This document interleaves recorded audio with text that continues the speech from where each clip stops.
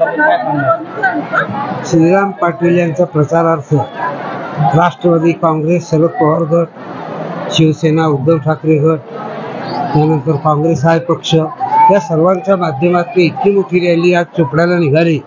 माझ्या माहितीप्रमाणे 5-10 वर्षात इतकी मोठी रॅली निघाली नाही. स्वयंस्फूर्तीने युवक या ठिकाणी राहिले.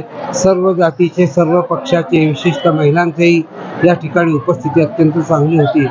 याच्यावरून असं दिसून येत आहे की श्रीराम पाटील यांचा विजय निश्चित आहे.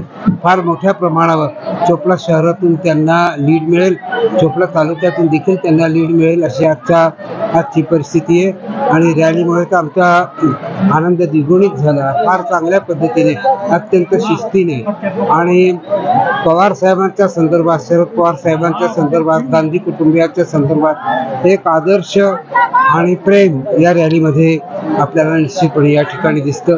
शिवसेनेची देखील चांगली उपस्थिती कार्यकर्ते.